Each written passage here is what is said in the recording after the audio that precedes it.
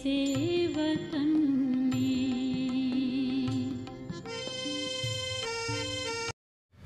ओम शांति। जब बाबा के पास कमथुबा की आत्मा का भोग लेकर के पहुँचे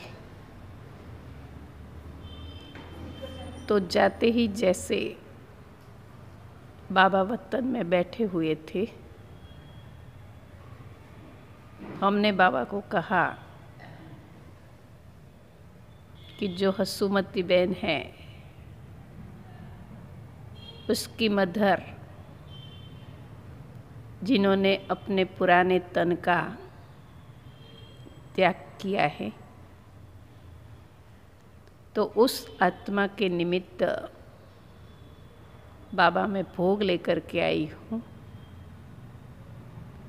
बाबा को कहा कि कमथुबा की आत्मा को वतन में इमर्ज कीजिए। तो उस आत्मा को बाबा के सन्मुख आने में थोड़ा समय लगा। हमने बाबा को कहा कि बाबा जो ये पोज है वो उसी रूप से वो आत्मा को इमर्ज कीजिए। तो बाबा ने उस पोज को देख करके सूक्ष्म स्वरूप में कमथुबा की आत्मा को इमर्ज किया। हमने उन्हों को कहा कि आज आपके निमित्त हसूमती बहन ने शिव बाबा को भोग लगाने के लिए कहा था, तो उस निमित्त का मैं भोग लेकर के आपके पास आई हूँ। कमथुबा की आत्मा बाबा को देख रही थी, लेकिन मुख से कुछ बोल नहीं रही थी। हमने बाबा को कहा कि बाबा उस आत्मा को आप पूछिए कि आपके निमित्त जो भोग लेकर के आए हैं, तो आपको कुछ कहना है। हमने भी उस आत्मा से पूछा, क्योंकि इतनी पहचान हमारे से नहीं हुई है। फिर भी बाबा को कहा तो बाबा ने उस आत्मा के लिए यही कहा कि बच्चे बहुत समय के पुरानी आत्मा है, लेकिन उसको पहचानना है। हमने बाबा को कहा कि बाबा अभी हमसे उत्तर नहीं दे रहे हैं, तो बाबा आप पूछ लो सूक्ष्म रूप से। फिर बाबा को उन्होंने थोड़ा जवाब दिया कि मेरे परिवार को सभी को मेरी याद दे। हमने कमथुबा को भी कहा कि आपकी जो दूसरी लड़कियां हैं वो भी तो हसूमती बहन के घर आई हुई हैं, उन्होंने भी तो आपको याद दी है। अभी आप इतने बीमार रहे तो बच्चियों को थोड़ा होता था कि इतने सारी बीमारी इतनी क्यों हुई। तो बाबा ने कहा कि बच्चे, ये तो बच्चों के हिसाब किताब होते हैं। उस हिसाब किताब को बच्चे ने पूरा कर लिया। जब हिसाब किताब पूरा हो गया, तब वो आत्मा बाबा के सन्मुख पहुंच गई। तो ये भी तो उन आत्मा को होता था कि मेरा इतना हिसाब किताब, जो मैं इतनी बीमारी हुई। तो बाबा ने उस आत्मा को कहा कि अच्छा है ना, आपका हिसाब किताब यहाँ चुक्त हो गया और फिर तुम मेरे पास पहुँची हो, इसलिए तो बहुत अच्छा हो गया कि आपका कोई हिसाब किताब रहा ही नहीं।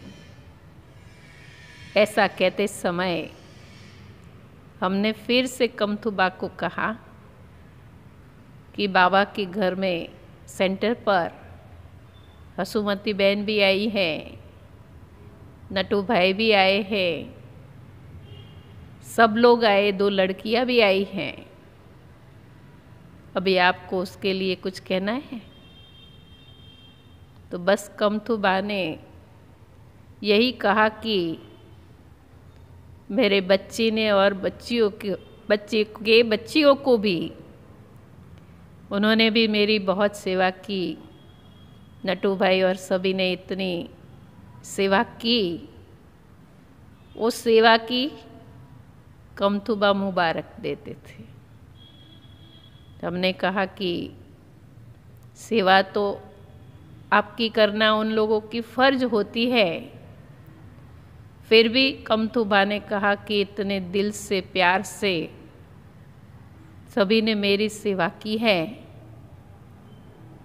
तो उसका ऋण मैं कब चुकता करूं?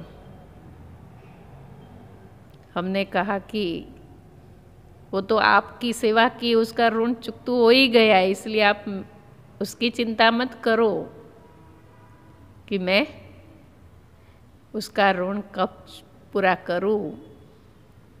ऐसा कहते समय हमने कमथुबा को कहा कि आपकी और कोई इच्छा रही हुई है?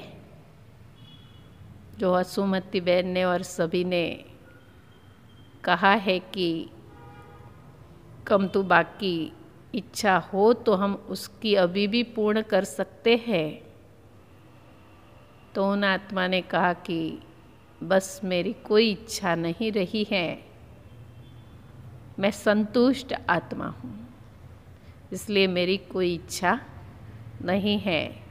लेकिन उन्हों को ये होता था कि सभी ने मेरी बहुत दिल से सेवा की है, इसलिए मैं खुश हूँ।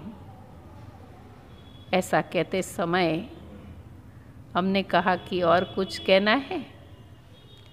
तो कहा कि बस सबको मेरी याद देना, बच्चियों को भी याद देना, जो आपकी दूसरी बहनें हैं उसको भी याद देना।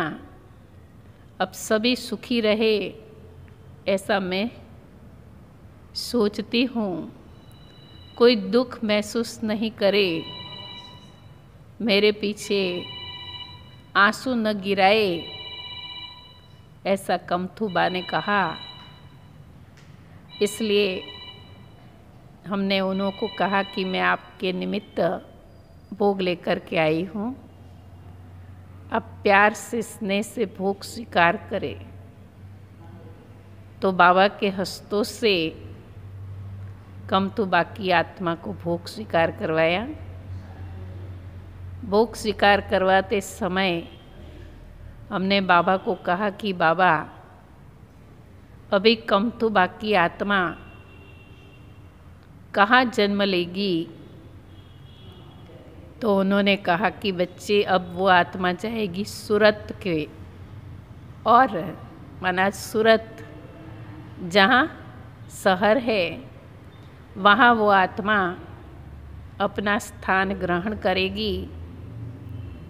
बाबा ने कहा आत्मा तो सेकंड में कहाँ न कहाँ चली जाती है, लेकिन बाप दादा ने उस आत्मा को सूरत उसका फिर दूसरा जन्म स्थान होगा, और वो भी तो अच्छे घर में, अच्छे परिवार में वो आत्मा अपना स्थान ग्रहण करेगी। ऐसा कहते समय बाप दादा को भी भोग स्वीकार कराया। फिर से आप सभी आत्माओं की बाबा को कमथुबा की आत्मा को सबको याद प्यार देते हुए, जो घर में जो भी आए हुए हैं उन सब की याद देते हुए, फिर कमथुबा की आत्मा ने बाबा से भी विदाई ली और हम बाबा से छुट्टी लेकर साकार वतन पहुँचे। ओम शांति। ओम शांति।